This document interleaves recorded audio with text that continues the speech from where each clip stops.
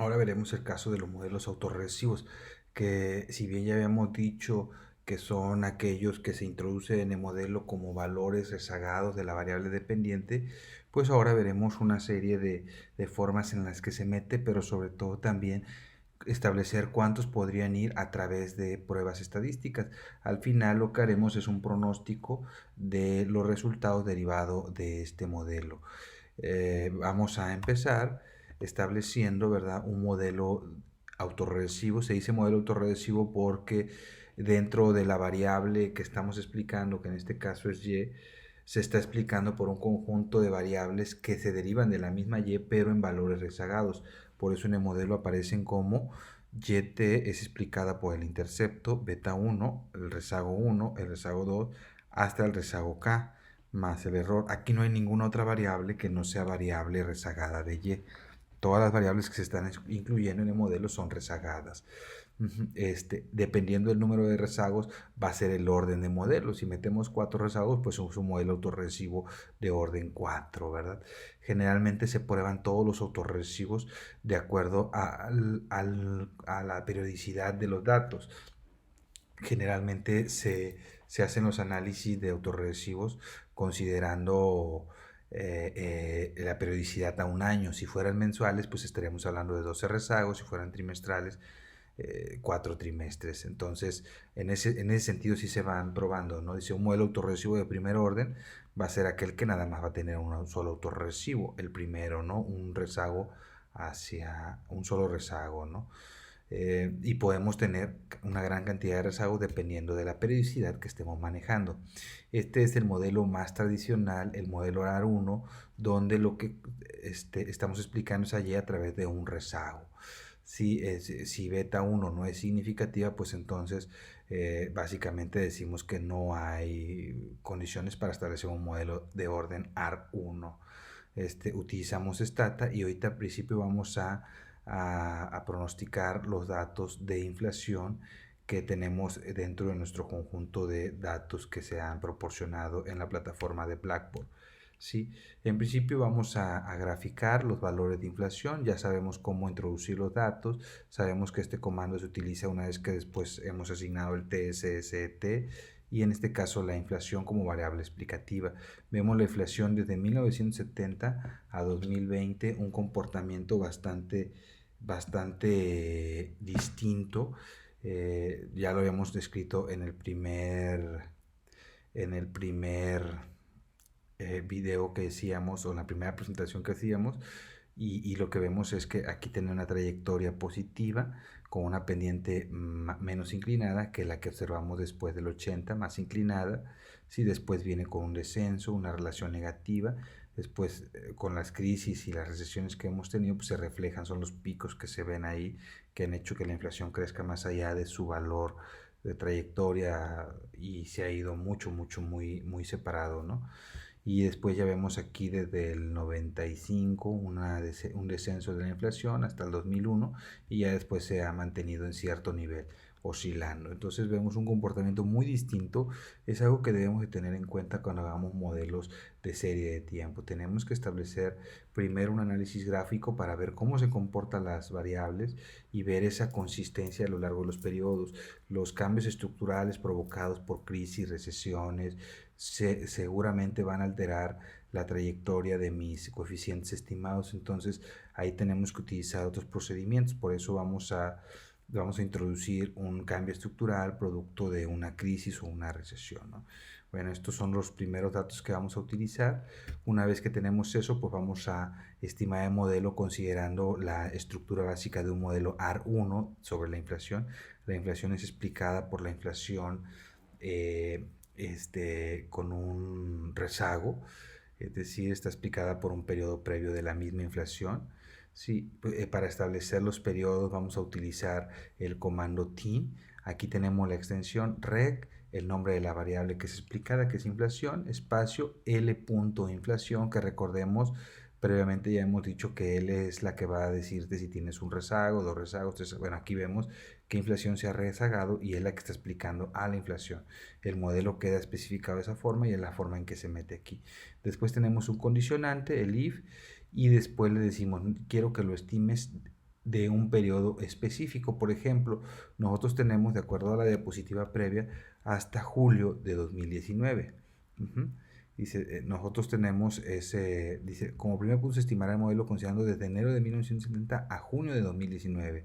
Sí, perdón, hasta a junio de 2019 se tiene y se va a pronosticar hasta julio de 2019. Entonces, vean ustedes, eso lo hacemos porque queremos a veces ver qué tanto se ajusta con datos ya conocidos. Es decir, por ejemplo, si yo tengo datos hasta, decir, abril 2020, pues a lo mejor dice, yo voy a detener mi análisis hasta febrero y voy a probar la validez de mi modelo, pronosticando a 2 meses que ya conocemos, sí, que ya están dados los datos. Entonces, por eso de alguna manera a veces acotamos el periodo y vemos qué tanta precisión tiene mi modelo para ver si lo que se está pronosticando dentro del modelo coincide con lo que realmente se ha reflejado en la realidad. Entonces, por eso algunas ocasiones reducimos de todos los datos que tenemos un periodo menor para poder corroborar la eficiencia del modelo. Bueno, entonces el TIN va a ser un comando que nos va a decir entre qué periodo queremos estimar. Este es muy útil para poder hacer clasificaciones de tiempo. Sí, le va a dar un rango específico. Aquí, por ejemplo, yo sí le estoy diciendo desde 1970 de enero a 2019 junio. Entonces la estimación la va a hacer considerando esos datos. Aquí está la regresión, el modelo es significativo. Desde el punto de vista de la regresión, la inflación es significativa porque el test student es mayor a 2. Entonces tenemos este valor, es un valor que nos va a explicar precisamente los impactos que tiene sobre la inflación. Esto es positivo y eso lo que nos dice es que si un impacto actual tiene un impacto positivo de la inflación de un periodo anterior, pues va a tener un impacto positivo en la inflación actual, ¿no?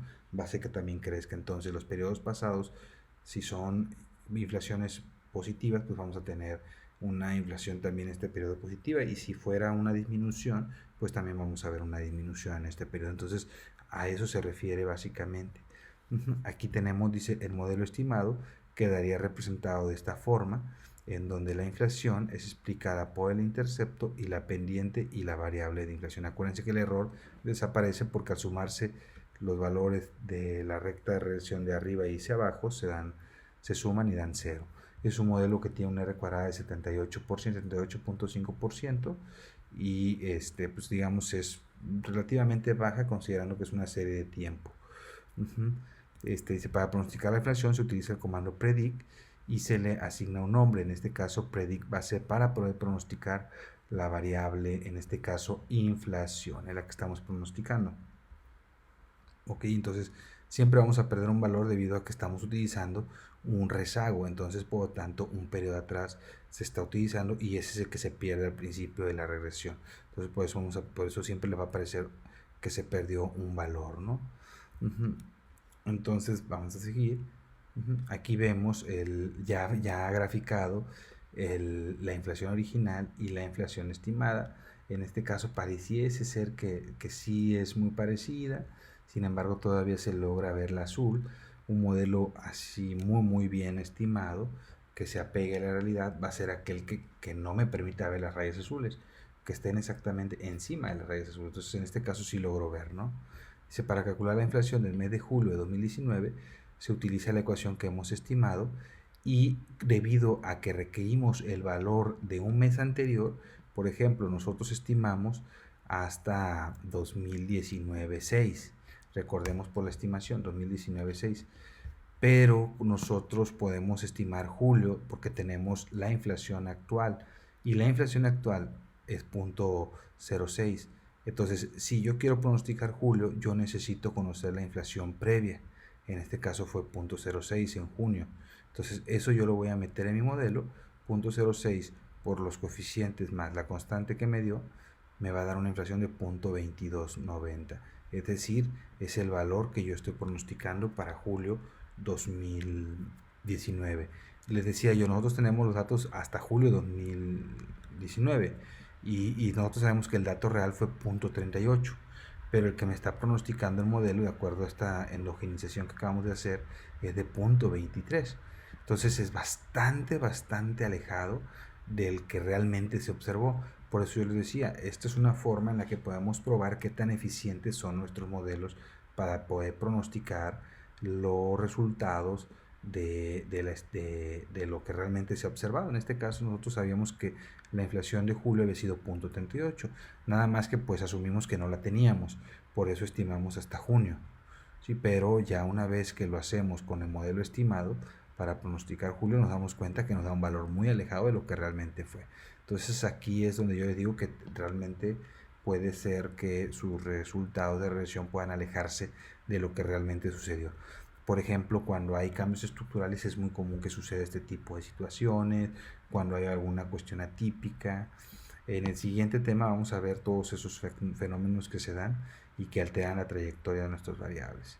Aquí vemos graficado, ¿verdad? Nada más de enero 2019 a julio 2019, los valores de la inflación y la inflación estimada, ¿sí? Y vemos cómo la inflación, que en este caso es el azul, el real, y el rojo es el pronosticado, cómo van siendo completamente diferentes, ¿no?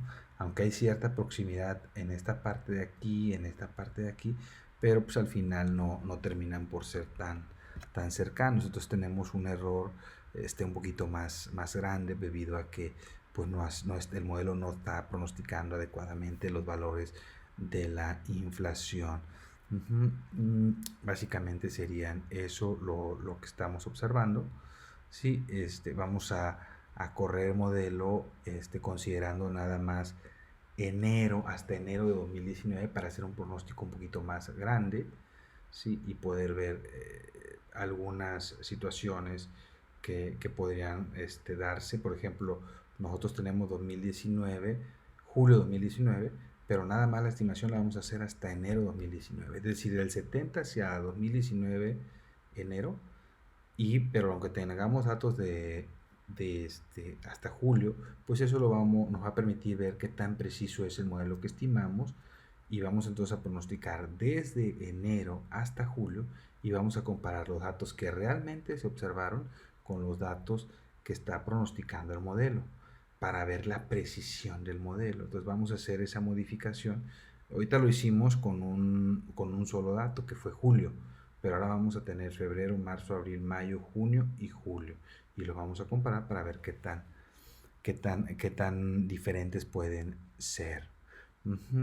Vamos a utilizar también el comando stdf, que calcula el error estándar del pronóstico, que tenemos el error del modelo y el error estándar del pronóstico. Son muy diferentes, ¿sí? Y como dice ahí, generalmente es más grande el que se obtiene con el pronóstico que el que se obtiene dentro de muestra, precisamente porque es un pronóstico fuera de muestra. Es decir, estamos estimando este enero asumiendo que no tenemos más allá de enero, y entonces eso se llaman puntos fuera de muestra. Entonces esos valores son los que estamos pronosticando y por lo tanto tenemos una mayor posibilidad de cometer un error en relación a aquellos que se obtienen dentro de la muestra, es decir, dentro del periodo donde conocemos la información que se está utilizando para la estimación.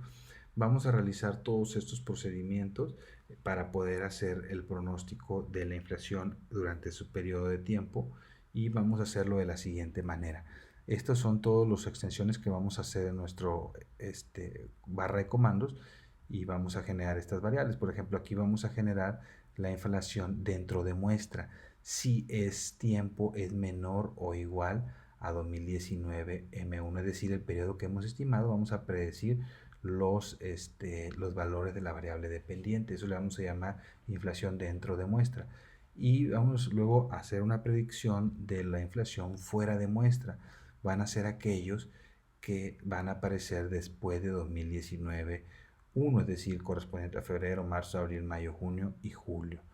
¿Sí? Después vamos a obtener las desviaciones estándar del pronóstico, que es muy diferente a los errores estándar del pronóstico dentro de muestra. Es decir, este que dice F, STDF, va a ser aquel que es fuera de muestra, y el STDP va a ser el que es dentro de muestra, es decir, el periodo en que hemos estimado nuestro modelo, y este va a ser el periodo que estamos tratando de describir y que queremos pronosticar, el F. Pues aquí lo vamos a hacer de esta manera, y esto nos va a generar esa desviación estándar del pronóstico fuera de muestra, y esta es desviación estándar de pronóstico dentro de muestra. Una vez que tenemos estos valores, ya podemos generar la variable de inflación dentro de muestra, que sería el intervalo inferior y superior del dentro de muestra. Igual fuera de muestra va a ser el inferior y el superior, para poder conocer las bandas a través de las cuales va a ir atravesando nuestro pronóstico. Esto es para saber los valores mínimos y máximos que podría obtener, además del valor que tenemos como regresión, que es el que tiene mayor probabilidad de ocurrencia. Aquí, por ejemplo, ya lo hemos graficado. Vamos a graficarlo con el comando tsline. Es muy importante que para que les corra, recordemos que tenemos que asignarle la variable de tiempo a través del tsst. Aquí tenemos la inflación dentro de muestra, pronosticada evidentemente, la inflación fuera de muestra, la inflación dentro de muestra intervalo inferior, la inflación dentro de muestra intervalo superior, la inflación fuera de muestra inferior y la inflación fuera de muestra superior del periodo 2016 al 2019. Sí, esto lo estamos haciendo nada más para los últimos años para que ustedes vean cómo se ve. Si lo hacemos para todo el periodo, poco vamos a distinguir respecto a los intervalos y todo lo que estemos estimando. Entonces, y aquí vemos que vamos a obtener también un gráfico para los periodos que hemos pronosticado. Este va a ser coma y le vamos a pedir que también lo haga el gráfico para lo que hemos pronosticado, que en este caso sería el periodo de febrero a julio, que corresponde en estas dos, ¿no? Es decir, que me dé estas dos barras, que me las clasifique, ¿sí? Y que van a ser para que yo pueda identificar que estas dos barras me están diciendo cuál es el periodo que yo estoy pronosticando, ¿sí? Esto es lo que me va a poner las marcas, digamos, ¿no? Me va a dar las marcas de poder establecer el periodo que estoy pronosticando para poder puntualizar que este no es un periodo que conozcamos, este ya es un periodo de pronóstico, ¿no? Aquí están los valores que se obtienen, eso lo van a ver viendo lo que sería el cuadrito del editor, el navegador de datos, y aquí van a aparecer lo que ustedes acaban de calcular. Tenemos la inflación, el tiempo, que son los datos originales. Aquí tenemos dentro de muestra, fuera de muestra, desviación estándar digamos fuera de muestra, desviación estándar dentro de muestra. Aquí tenemos el intervalo inferior, superior de dentro de muestra, inferior y superior de fuera de muestra. Son todos los resultados, y lo que observamos es que la inflación en julio fue 0.38. Y aquí están, digamos, los valores que me está pronosticando en función de los rangos, ¿no? Aquí, por ejemplo, sería la inflación de 0.2312 contra 0.38, pues vemos que es bastante diferente, no es nada pegada a la realidad. Aquí vemos que es positiva y aquí me la está dando negativa, 0.07, y aquí es 0.06. Aquí es negativa y me la está dando positiva, aquí es 0.05 y me está dando 0.5, 0.39, aquí me está dando 0.15, aquí es negativa y aquí es positiva. Como ustedes pueden ver, es un pronóstico bastante alejado de la realidad. Por eso es que es importante que nosotros tengamos en cuenta que nuestros modelos de autorregresivos tienen que ser lo más preciso posible para poder generar buenos resultados. Aquí la diferencia es muy amplia, ¿no? Y aquí se debe a que tenemos un modelo que ha sido ajustado con un nivel muy bajo de R cuadrada. Aquí son importantes mantener un R cuadrada muy alto para tener mayor precisión en los pronósticos. Dice, ahora vamos a hacerlo, pero dice, ahora se estimará un modelo AR1 de inflación de un periodo con mayor certidumbre, el periodo de enero de 2000 a enero de 2019, y se pronosticará a julio de 2017. Es decir, hemos quitado el periodo de mayor incertidumbre, y que es donde veíamos la crisis del 88, la del 94, que hacían que la inflación se fuera muy arriba. Entonces estamos utilizando un periodo distinto, ¿no? Aquí lo hacemos la misma corrida, pero ya con un periodo distinto.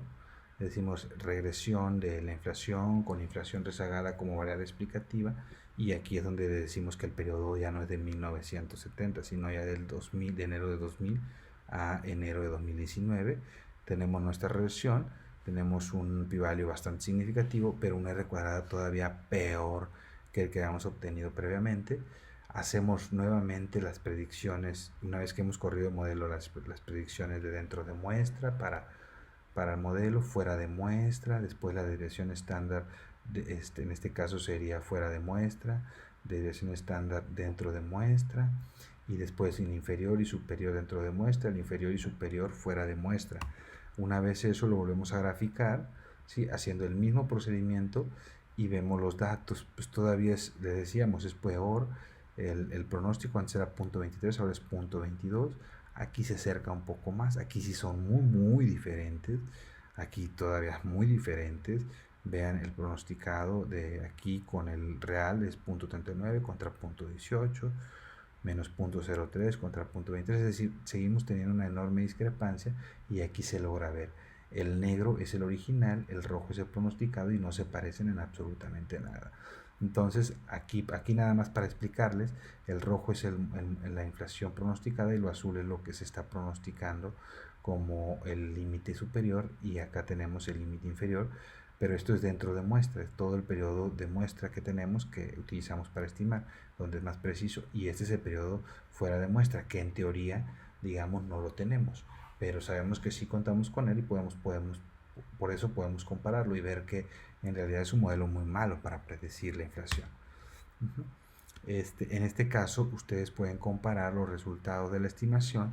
Este es del 70 al 2019 y este del 2000 al 2019. Aquí la inflación en julio de 2019 era 0.23, el pronóstico que me hacía el modelo, acá era 0.22. Acá era negativo, acá era positivo. Entonces aquí pueden hacer la comparación y se van a dar cuenta que los modelos me están dando resultados completamente distintos, y yo lo único que hice del modelo fue reducir el periodo. Eso también es algo que ustedes deben de tener presente, que si el periodo lo modificamos vamos a tener resultados completamente distintos. Es algo que ustedes deben de tener en cuenta. El modelo autorregresivo de primer orden, pero ahora vamos a utilizarlo. La variable dependiente va a estar en diferencias. Acuérdense que el operador diferencia nos dice que esta variable ya no está en sus valores originales, ya va a estar en diferencia. Por lo tanto, la inflación la tendremos que traducir a una nueva variable que va a ser generada a través del siguiente comando. Gen, diferencia de la inflación, va a ser igual a d.inflación. Entonces vamos a tener una diferencia de la inflación que va a ser nuestra variable dependiente. Una forma de poder analizar la inflación y poder tener otra visión del resultado es a través de esta diferenciación. Entonces eso lo vamos a correr igual como corrimos el modelo previo, pero hemos cambiado la variable dependiente. Ya no es la inflación nada más, ya es la diferenciación de la inflación, y la variable explicativa también va a ser la variable inflación diferenciada. Ya no va a ser nada más la inflación, sino que también va a estar diferenciada. Entonces vamos a hacerlo y vamos a hacer el mismo procedimiento para ver si nos da mayor precisión en el pronóstico. Ustedes pueden observar que tenemos un modelo con una R cuadrada demasiado baja. Eso es normal porque los modelos diferenciados generalmente sí generan mucha inconsistencia en los modelos, porque tal vez pueda ser el caso que de traer una trayectoria distinta, cuando lo diferenciamos, acuérdense que empieza a oscilar. Entonces eso hace que si no hay no hay sincronización con la variable que es explicada, pues sí vamos a tener problemas de estimación hasta tener un modelo con R cuadrada con estas características muy bajas. Dice, el R cuadrada es muy bajo para pronosticar el comportamiento de los cambios de la inflación del 2000 al 2019. Entonces eso implicaría que si hayamos hecho, y si lo mismo sucede para el resto del periodo, ¿no? Es decir, de 2000, desde 1970 a 2019 es un modelo muy malo, ¿no? De hecho, pues casi parece ser que no es un modelo que, digo, sí lo es, pero ya empieza a tener una probabilidad que empieza a dudarse, ¿no? ¿Es posible aplicar logaritmos a la serie? Pues es algo que se convierte en una alternativa y puede probarse para ver qué sucede cuando las variables están en logaritmos. Solamente tenemos que cuidar que no tengan valores negativos. Si una variable tiene valores negativos, pues es ahí donde ya dices, sabes que no es tan factible el aplicar logaritmos. Ahora vamos a ver una, un procedimiento que nos va a permitir establecer cuántos autorregresivos se tienen que meter al modelo, porque ahorita nada más probamos uno y tal vez por eso tenemos un modelo muy malo, porque solamente a lo mejor estamos considerando que la inflación del periodo inmediato está explicando la inflación actual, cuando a lo mejor es 1, 2, 3, 4, 5 periodos consecutivos están explicando el comportamiento de la inflación actual. Entonces, hasta ahorita lo hemos planteado como que el periodo previo es el que está explicando el periodo actual. Entonces eso algunas veces no siempre es cierto, ¿no? Y vamos a ocupar algunas pruebas estadísticas, entre ellos el Bar-Sog, que utiliza criterio bayesiano y los criterios de Schwartz y de Akaike y el criterio de Hannan y Kim. Pero también vamos a ver otros criterios que nos van a permitir, como la prueba de Irving-Watson y otra prueba adicional, ¿no? Que son muy útiles para establecer cuántos autorregresivos se tienen que incorporar en el modelo. Vamos a ver el primero. En este caso vamos a poner Bar-Sog. Una vez que hemos realizado la regresión, vamos a poner Bar-Sog, inflación, coma, max lag, es decir, cuántos rezagos hasta cuántos rezagos te voy a hacer la prueba. Aquí es importante tomar en cuenta esto. Si tenemos una variable de meses, lo más correcto es utilizar un lapso de un año, 12 meses. Si tal vez estamos utilizando un año, pero con trimestres, van a ser 4. Aunque no se limita a eso, podría haber variables que tuvieran impactos prolongados, ¿no? Entonces, aún siendo trimestres, a lo mejor 4 podría ser muy limitado, podrían poner 8, dependerá mucho de las variables que estén analizando. Pero básicamente cuando son mensuales, con un año, suele ser suficiente, ¿no? Aquí los criterios que veíamos son el de Akaike, el de Hannan y el de Bayesiano, ¿no? Vamos a decir que tenemos un periodo de 1971, de enero de 1971 a 2019, julio de 2019, la endógena es la inflación y como exógena va a ser la constante.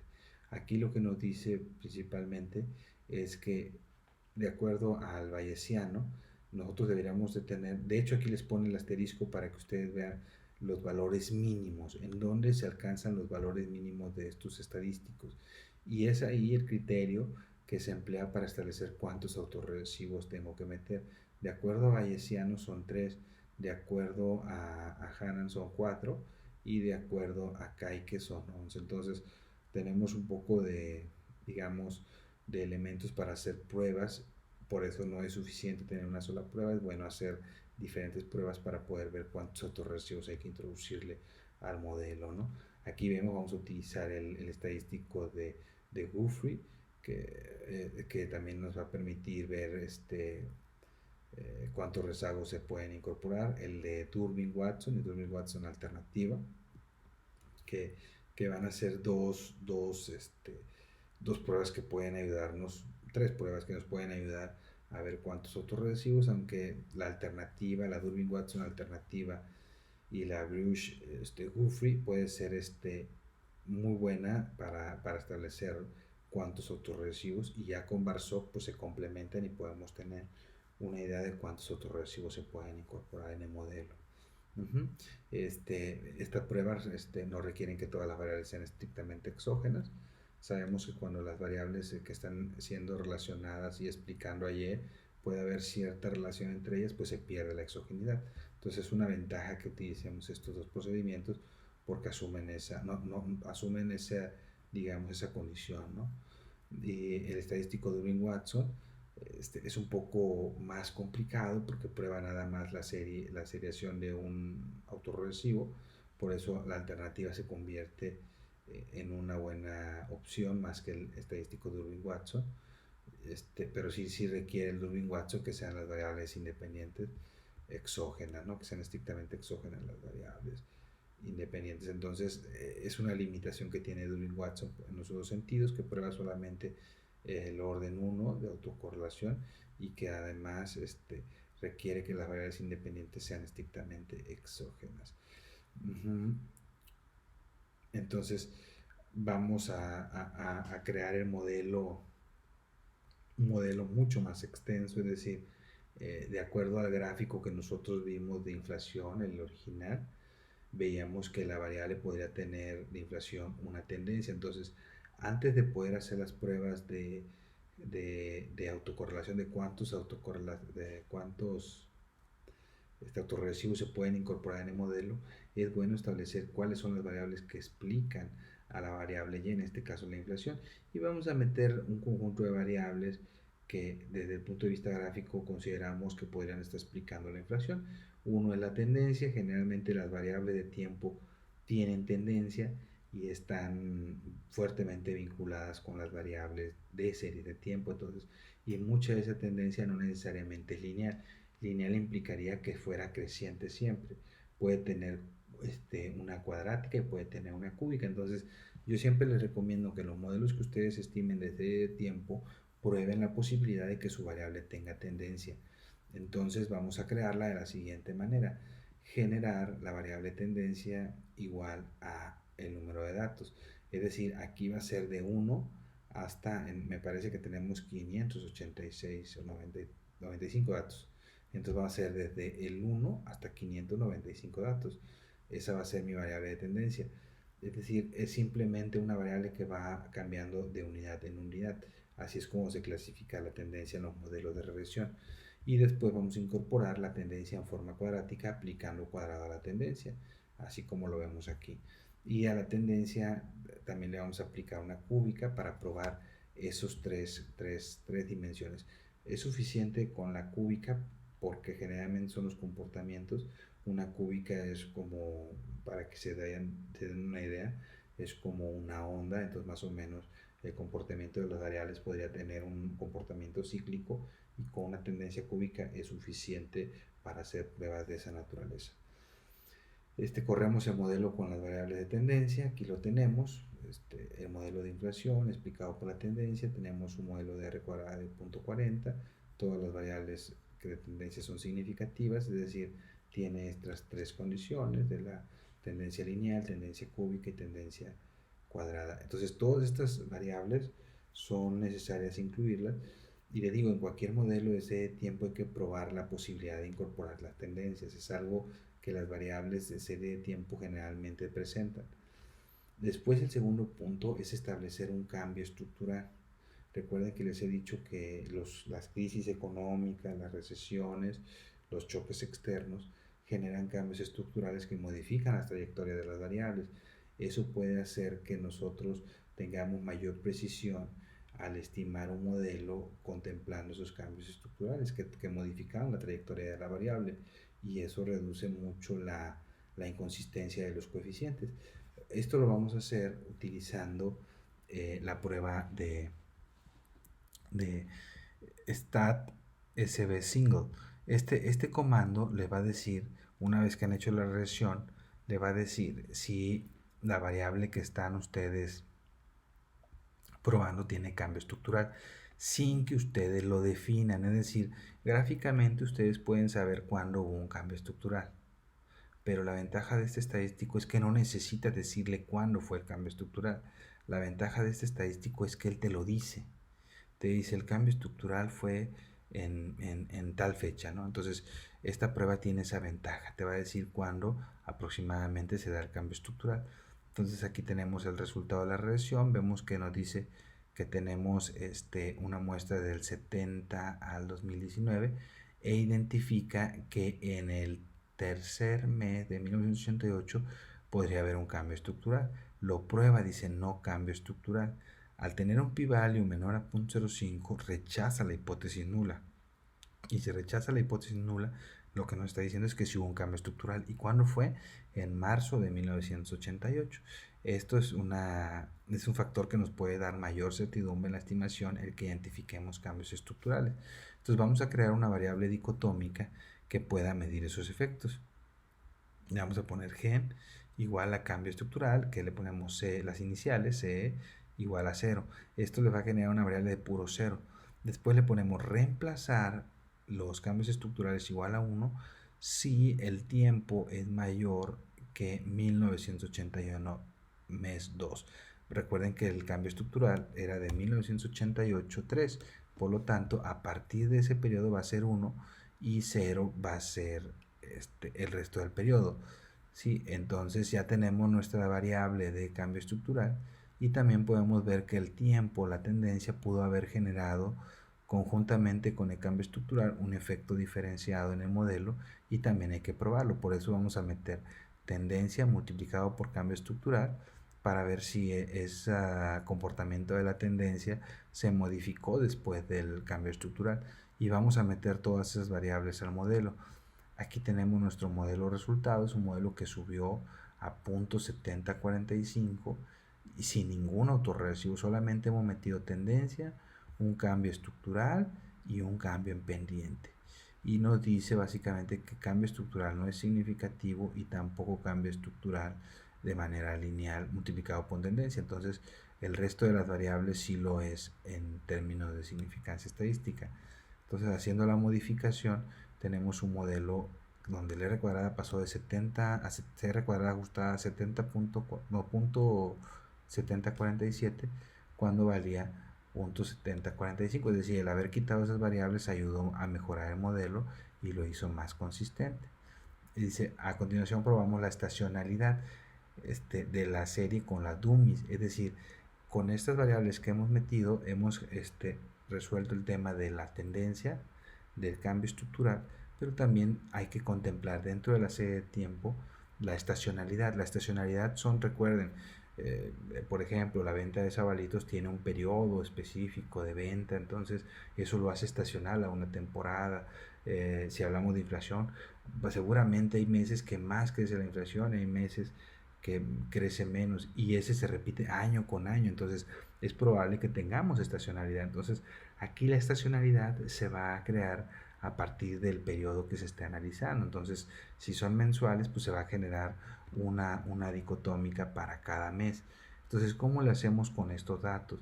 Lo que yo sugiero es que hagamos primero una variable que contemple los meses de cada año, es decir, que en cada año me diga quién es el mes de enero, quién es el mes de febrero y así hasta diciembre. De tal manera que me lo va a categorizar de acuerdo a 1, 2, 3, 4, 5 hasta 12. Y cada año va a tener esa misma numeración. 1 va a ser enero y 12 va a ser diciembre. Esta variable le va a crear esa variable de tiempo en cuanto a los meses. Después vamos a crear una dicotómica por cada mes para saber quién es precisamente cada mes y establecer su impacto en el comportamiento de la inflación, pero ya sería una dicotómica por cada mes, ¿no? Entonces, aquí le digo, generar M1 igual si el mes es igual a 1, M2 si el mes es igual a 2, M3 y así sucesivamente, ¿no? Hasta tener cada uno de los meses.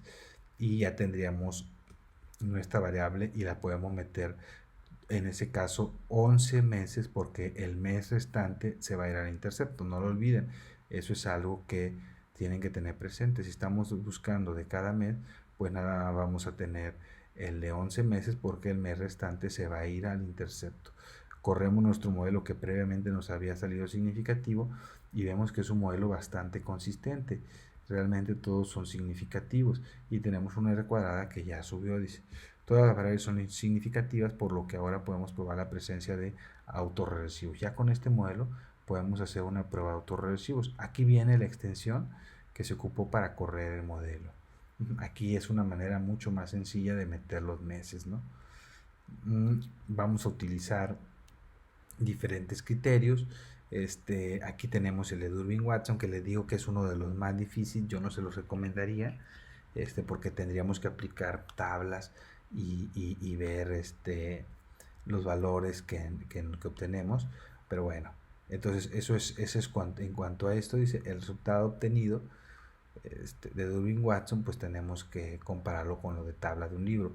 Después vamos a tener el Bar-Shock de la inflación, que acuérdense que el asterisco nos va a decir cuántos autorrecibos, de acuerdo a Big son 3, de acuerdo a Hanan son 4 y de acuerdo a Kai que son 11.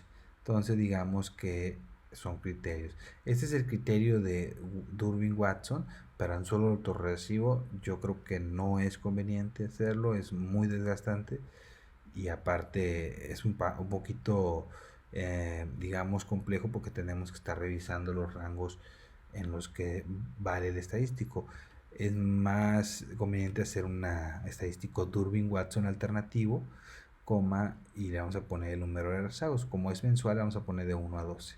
Si en este caso son significativos, en este caso se rechazaría la hipótesis nula, dice no correlación serial, entonces sí existe, si se rechaza la hipótesis nula, sí existe correlación serial y estamos hablando que los 12 son factibles. Este es más congruente con Akaike, ¿no? Que nos decía que hasta 11, bueno, pues Durbin-Watson alternativo dice que son los 12, ¿no?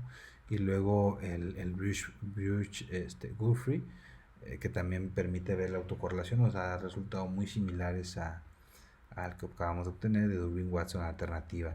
Nos rechaza hipótesis nula y por lo tanto si hay autocorrelación y se considera que pudiese haber hasta 12. Entonces vamos a hacer la prueba considerando los 12, probamos directamente este resultado en el modelo que tenemos estimado, que sabemos que es REC, inflación, tendencia, tendencia cuadrada, cúbica, cambio estructural con tendencia cuadrada, cambio estructural con tendencia cúbica, los 11 meses estacionales excepto enero y los 12 rezagos de la inflación. Y lo que vemos es que no todos los rezagos fueron significativos. Entonces tendríamos que hacer digamos, un análisis de estar quitando los autorrecibos y ver cuáles son significativos, siempre cuidando estos dos estadísticos y el pi-value, ¿no? Entre menor sea y mayor el R cuadrada es mejor modelo. Entonces nosotros hemos ya hecho una mejor estimación, que aquí por ejemplo R cuadrada creció y ligeramente se incrementó la raíz del error, pero fue más evidente el incremento del R cuadrada. Dejamos que únicamente tenemos el autorrecibo de enero, perdón, un rezago, 4 rezagos, 9 rezagos y 11 rezagos, es decir, es la vinculación de la inflación con cada uno de los rezagos. Dice que la inflación se vincula con un mes hacia atrás, 4 meses hacia atrás, 9 meses hacia atrás y 11 meses hacia atrás, porque son significativos, son mayores a 2 y menor a 0.05. Entonces, un R cuadrada de 84, es decir, ha subido de manera significativa de lo que teníamos originalmente y parece ser el mejor modelo que predice la inflación. Hasta ahorita aquí no tenemos variables cuantitativas, realmente aquí únicamente estamos teniendo variables únicamente de tendencia, de estacionales, cambio estructural y los autorregresivo. Los modelos que utilizan variables explicativas se llaman modelos de rezago distribuido, que es un poquito más complejo y eso pues ya si alguien más lo quiere estudiar lo puede consultar en los libros de serie de tiempo y son rezagos distribuidos. Son variables cuantitativas que explican a variables cuantitativas, pero contienen todos estos elementos, ¿no? Nada más que eso sí implica todavía un reto mayor respecto a la estimación.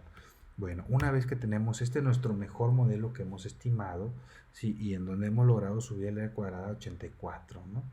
Entonces, a partir de esto podemos hacer un pronóstico, pero ya cambiaría el formato de cómo pronosticarlo a como lo veníamos pronosticando previamente. Aquí necesitamos seguir estos 5 pasos. Primero, agregar los periodos que se quieren pronosticar. Es decir, nosotros hemos hecho la regresión desde enero de 1971, me parece, enero de 1970, hasta julio 2019. Entonces vamos a ver hasta cuándo queremos pronosticar. Dice borrar las variables de tiempo. El segundo paso sería borrar las variables de tiempo, estacionalidad y de cambio en pendiente y volverlas a crear. El tercer punto, construir las variables de autorregresivo que se incluyeron en el modelo. Es decir, aquí cuáles fueron las que se incluyeron: 1, 4, 9 y 11. Y construir la ecuación para la estimación. Dice, para calcular el siguiente mes hay que borrar los rezagos y volver a crear. Este paso se repite para cada mes pronosticado. Volvemos a aplicar la fórmula. Bueno, estos son los 5 pasos que se tienen que seguir para hacer un pronóstico progresivo de las variables. En este caso de las variables dependientes, ¿no? vamos a hacerlo. Entonces el primer punto dice agregar los periodos que se quieren pronosticar. Nosotros tenemos nuestros datos hasta julio de 2019 y queremos pronosticar hasta diciembre de 2019. Entonces vamos a agregar 5 espacios. 1, 2, 3, 4, 5 espacios para saber que queremos pronosticar hasta diciembre de 2019. Una vez que hemos hecho eso, dice borrar las variables de tiempo, estacionalidad y de cambio en pendiente y volverlas a crear.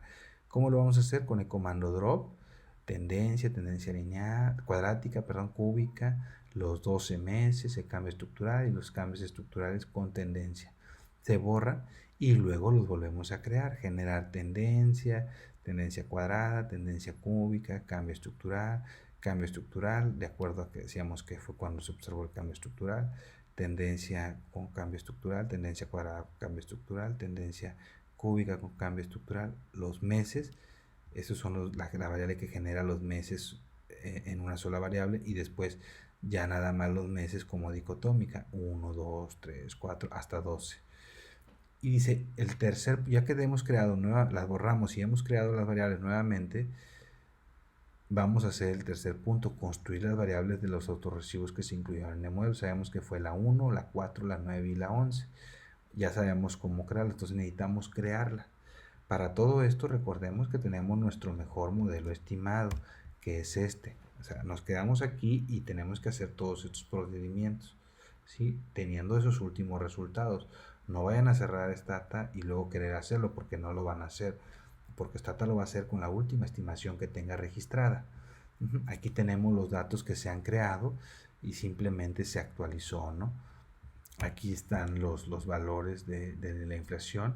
En este caso es un rezago, 2 rezagos, este me parece que 4 rezagos, perdón, este me parece que son 9 rezagos y 11 rezagos, ¿no? Tendremos que compararla con estas variables para saber dónde están los 9 rezagos, ¿no? Aquí nada más para ver y los 11 rezagos. Pero realmente esto es nuestra base de datos que nos quedaría hasta diciembre de 2012. Perdón, diciembre de 2019, porque es lo que vamos a pronosticar y estos son los valores que tenemos que pronosticar. Dice, una vez que ya tenemos el punto 3, vamos a construir la ecuación para la estimación. ¿Cuál es esta ecuación? Pues esta ecuación es el resultado que hemos obtenido, son todos estos valores, desde la constante, todos los autorrecibos, los estacionales y las tendencias.